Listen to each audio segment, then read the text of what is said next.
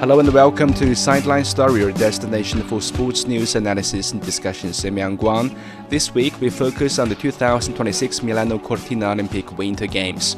What's so special about this edition of the Games? Who might be the breakout stars on the global stage? To kick off our look forward to Italy, I'm joined by my fantastic co-hosts Tian Yu and Brandon Yates. Meantime, a reminder here, we are launching a special 3-part series reflecting on the legacy of Beijing 2022. We will explore the lasting impact on winter economies, the cultivation of the next generation of winter sports talents, and the remarkable surge in public participation after the Games. Check them out at your favorite podcast platforms. All right, let's begin with this discussion. It's Winter Olympic time again. The Games return to Italy 20 years after Turin hosted the Winter Games. So, Tian Yu, beyond the sheer thrill of the competitions, what are you most looking forward to at Milano-Cortina 2026? Well, for me, one of the things I'm really looking forward to is watching the sports of ski mountaineering or skimo. So I recently watched a short documentary about it on YouTube, and I just got hooked by the sport. If you're not familiar with it, skimo is basically the ultimate endurance test. Athletes start the race wearing skis with those sticky, carpet-like skins underneath so they don't slide while climbing up hills. And then at certain points, they take the skis off and strap them to their backpacks and keep climbing on foot. After that, skis back on, climb some more, and once they reach the top, they rip the skins off and they just fly downhill.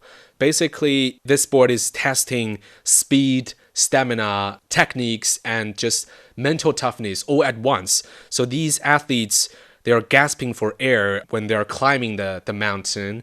Then seconds later, they're carving down a mountain at full speed. As a viewer, you're watching this intense competition on the mountain, and also at the same time, you get to enjoy these insane snow-covered mountain views at the same time. So it's brutal, it's beautiful, and it's super fun to watch. So I think skimo is definitely high on my list for Milan-Cortina. Right. Brandon, on the broader scale, what do you think will truly define these games and make them stand out in Olympic history?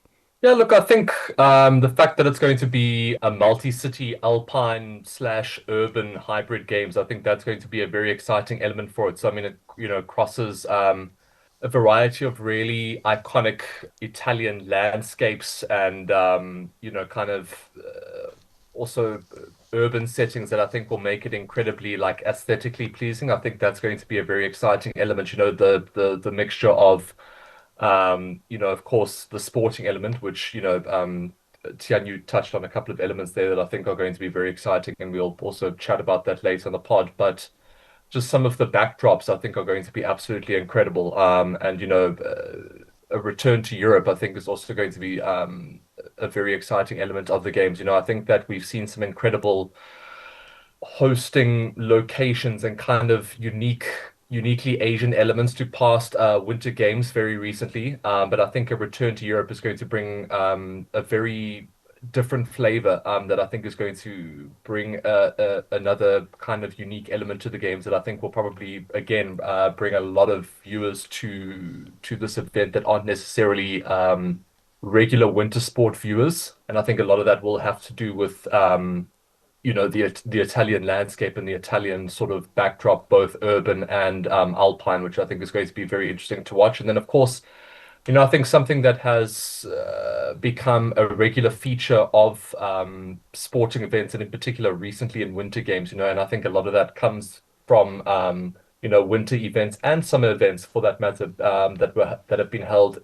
particularly in China recently. Sustainability through reuse, not spectacle. So, for example, Milano-Cortina is built around existing or temporary venues, not mega construction, which we have heard before. I think in particular in Beijing, where they've done an incredible job of that in past sporting events. So Most Alpine venues are already in operation. For example, as World Cup sites, ice arenas in Milan already exist or require minimal upgrades. Temporary structures replace permanent, as we've seen in past sporting events, a lot of sporting venues being referred to as white elephants.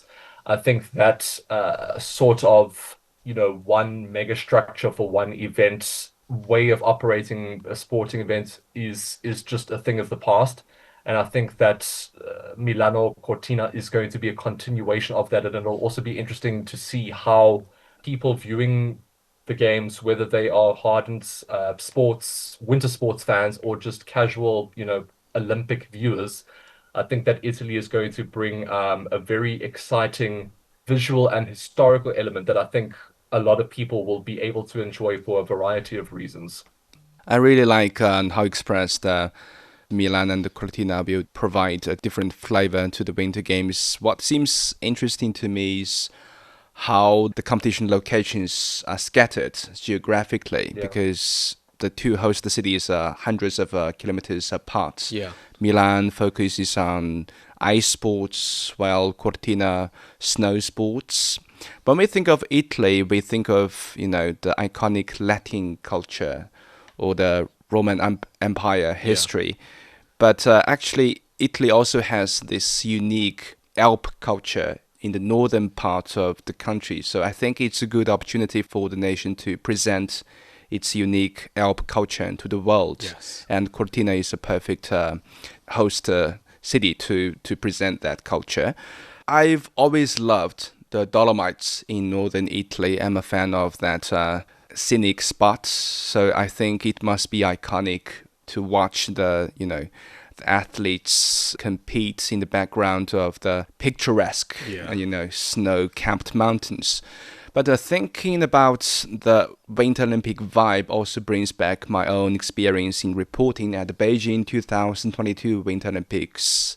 Here, as a journalist, it was really unforgettable to see the top athletes in the world compete in our backyards.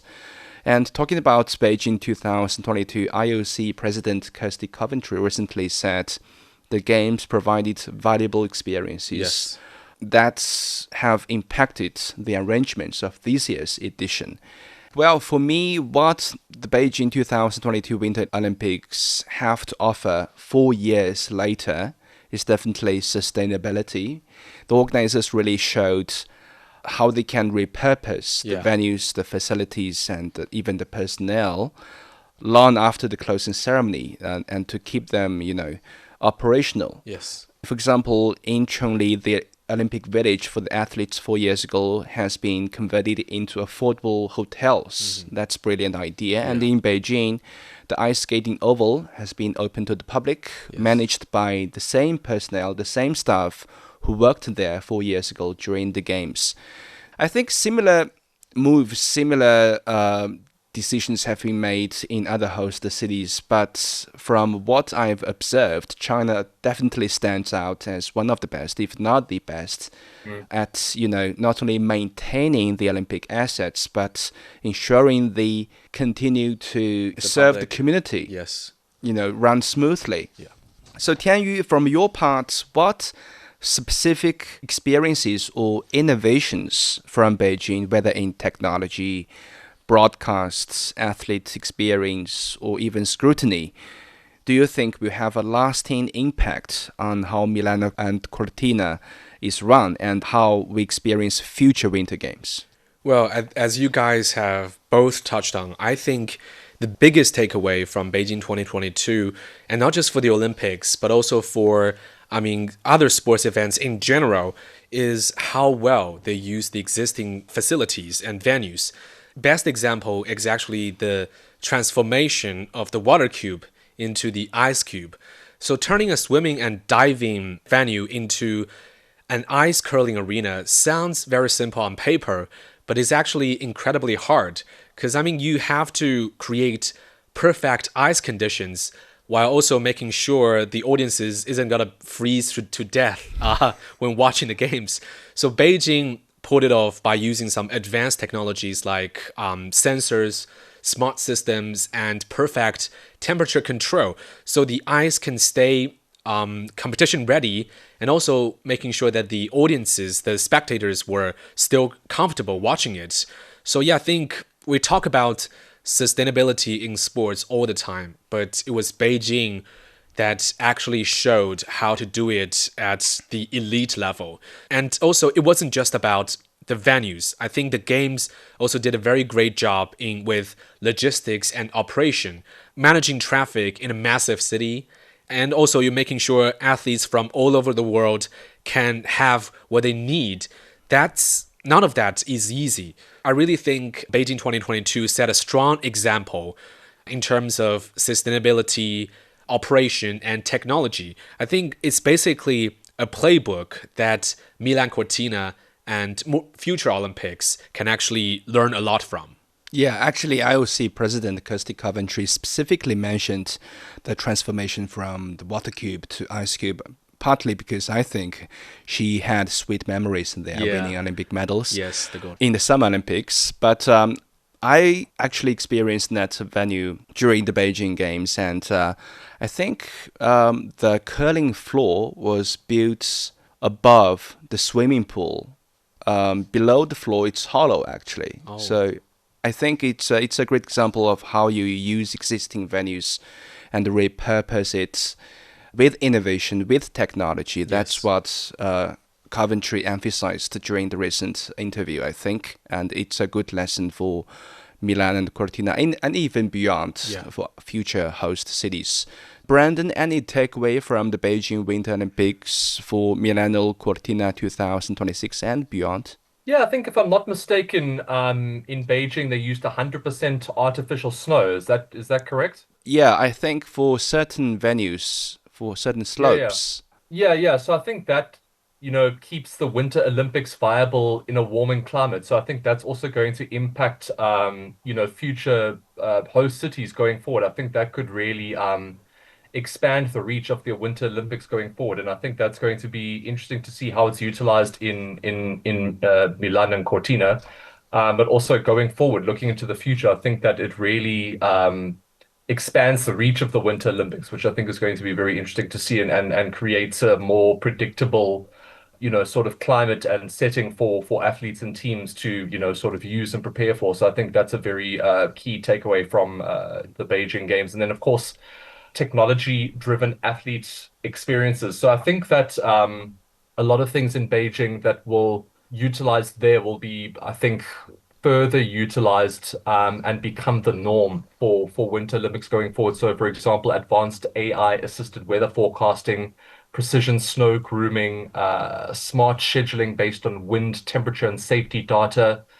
So I think that's also going to be very important that I think was done at an incredibly high level in Beijing in a way that I think that we haven't seen before, but I think that we will see a lot more frequently going forward. So that will, lead to a lot of positive outcomes. So for example, better athlete safety decisions, fairer competition conditions, fewer weather compromised medal events. So I think this is, sort of being described as, invisible but critical legacy. I think that Beijing creates. So I think going forward, that's going to be very important, creating predictable, fair, competitive conditions that aren't necessarily going to be affected by the elements, which maybe, some people, so for example, in rugby, I always bring it back to rugby, right? How I think sometimes unpredictable, strange conditions kind of sometimes make things a little bit more exciting, even though it might be a little bit more dangerous. But I think when it comes to winter sports, I think some of the speed and accuracy that's required to compete at that level, if there is even a slight unpredictability when it comes to weather or conditions, I think that can also lead to either crazy results or sometimes inexcusable safety conditions. And I think that a lot of the tech that was utilized in Beijing minimizes all of those unpredictable elements. And of course, with no mass crowds in Beijing, I think broadcasts emphasized technique, analytics, and biomechanics. And I think that is also going to be critically important as, these winter sports events progress and move into the future. So I think a lot of viewers were also able to through that gain a deeper understanding of niche sports, which I think is also critically important for, like I said, casual viewers of winter sports. So for example, like me, somebody that, lives in a warmer climate where there's very little snow, but is still interested in something like the Winter Olympics. I think that increased viewer experience for somebody that is just a casual viewer on television, for example, or on social media, on the internet or whatever.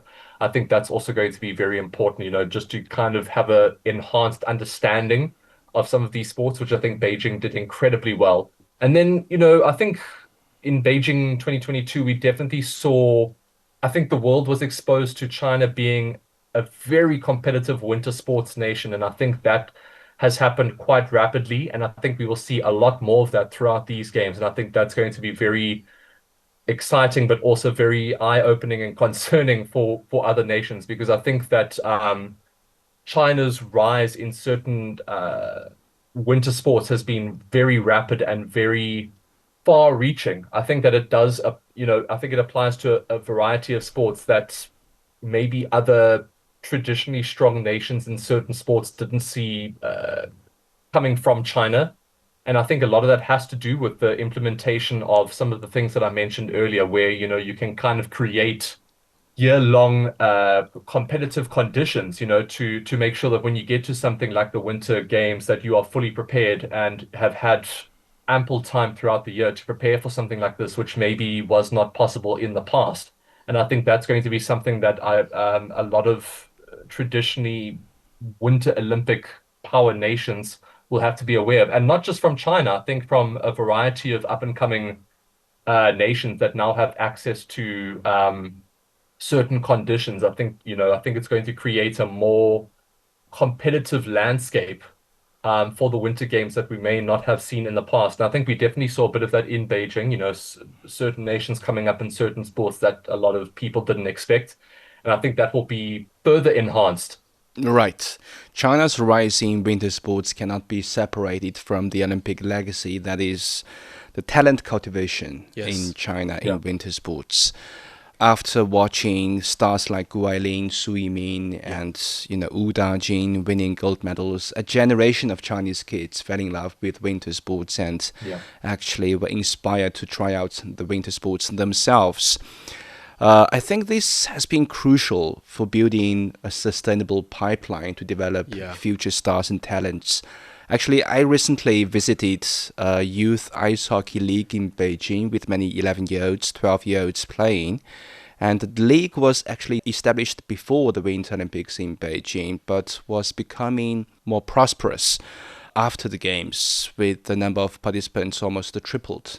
I think it's a great example for, those non-traditional winter sports countries that has an interest in the future to host the Winter Olympics, because I know Saudi Arabia will host the next edition of the Asian Winter Games. Yeah. I think it's a great opportunity and a good occasion to make some breakthroughs in some of the sports they haven't been known before, because China wasn't necessarily linked with winter sports before Beijing 2022, but after the Games, China really gained some ground in this, and most importantly, developed a talent cultivation system within the country. So that's one of the biggest legacies from the Games for our country.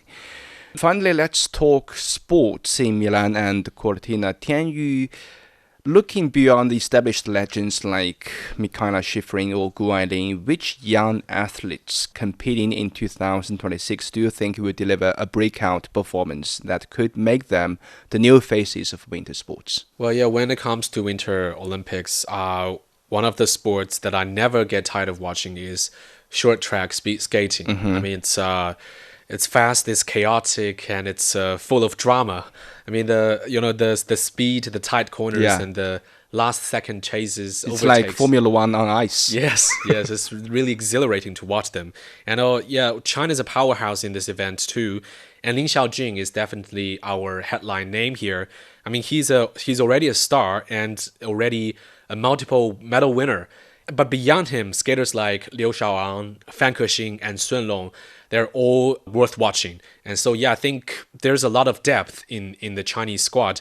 And on snow, like you said, I think I'm gonna also keeping a close eye on freestyle skiing, as we have already have stars like Gu Ailing and Su Yiming. And Gu has dealt with some injuries lately, but she's proved again on the World Cup circuit that she's still the dominant force. And also behind them, younger athletes, I think like Zhang Kexing and Liu Mengting, they are already coming up really fast. And I think they're going to break out by Milan-Cortina. So yeah, I think whether it's on ice and snow, there's a lot to look forward to. And I think the Chinese team will, again, leave us plenty of moments to remember in 2026. Yeah, these new names definitely were inspired by Gu Ailing and Su Yiming in 2022. Yeah. And I know China also made some new breakthroughs in ski jumping. This is unimaginable before, because this is a sport where Chinese athletes never touched on. Yeah. So I think this year in Italy, we can see some breakout stars might deliver some stunning performances in that sport. Brandon, which sports will not miss at Milano-Cortina 2026, and any breakout stars in your mind? Look, I think freestyle skiing and snowboarding, I think that's going to be very interesting to watch. Women's alpine skiing, speed skating, and short track, I think that in particular is going to be very exciting and competitive. It definitely is. Those two elements seem to be becoming the most sort of globalized, where, the conditions really aren't a factor in terms of what, the climate is in a specific nation. So I think that's going to be very interesting to watch as the years progress. I think biathlon's also going to be great. And then a couple of breakout names. I think Tianyu's already mentioned a few of them, but I think there's some very exciting young talents coming out of China. I think Mengting is going to be very interesting to watch in freestyle skiing. A double gold at the 2025 Asian Winter Games, if I'm not mistaken. Yeah. And very young. So I think that's a name to watch out for. And also Wang Yangning in ski jumping, very young, and also made a dramatic transition from combat sports to ski jumping, and has also made a quick rise. Like winning national titles and representing China at the Winter Youth Olympic Games. So I think she's also a name that could also be a breakout star. And then also Liu Hanbin in long track speed skating, a young powerhouse in one of China's historically stronger winter sports. Won gold in the team pursuit and silver in the 5,000 meters at the 2025 Asian Winter Games.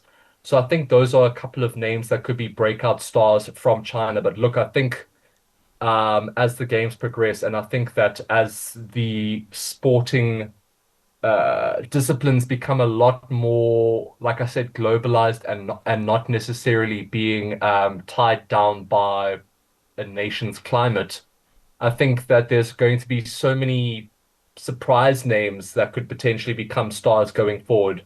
And I think that's probably going to be the most exciting element. And I think it applies to the Summer Olympics as well. I think that one of the great things about the Olympics is that, nations and teams and individuals, quietly prepare behind the scenes and only really showcase what they can do once the entire world is watching. And, so many emerged that weren't being tracked over many years and then all of a sudden break out and just really stun the world. And I think that's always my favorite element of both summer and winter Olympic events, is that when, all of a sudden a nobody becomes a hero. Yeah. And I think that has always traditionally been one of the most exciting elements of the Summer Olympics. And I think that was kind of limited in the Winter Olympics in the past, because I think a lot of it had to do, like I said, with climate and investment in certain sports and that sort of thing. And I think that is quietly changing, whether it be through technology and sustainability and all of those elements. So I think we definitely saw a bit of that in Beijing in 2022, but I think we might see even more of that in 2026 and as the years progress. And I think that's going to be very exciting, is that we just really don't know which countries and which athletes are going to emerge as stars. I think those are some of the names that I expect to come out from China to be really, really successful. But I also think that there are some names that we probably have never even been mentioned in the media once that could Yeah. all of a sudden become overnight sensations. And I think that's something very exciting for hardened winter sports fans and just casual viewers. I think that's something that they can be really excited about is the unpredictability of who's going to really break out as a star, whether it be an individual, a team, or even a nation. Yeah, who knows? Maybe an athlete from India or Yeah. Saudi Arabia Yeah. will deliver draw-breaking performances at Milano-Cortina 2026. I know a very inspiring story. The women's alpine skiing legend Lindsey Vonn, she will Mm. attend the Winter Olympics in Italy this year, despite the fact that she just suffered a very severe ACL injury. I mean, it could be her last Winter Olympics, so Yeah. good luck to her. All right, a lot to look forward to in Italy. Let's keep our eyes on competitions and athletes. With that, we end this episode of Sideline Story. Thank you so much for joining us. Subscribe to Sideline Story and leave your comments wherever you listen to podcasts. For more information, you can also check our website at radio.cgtn.com.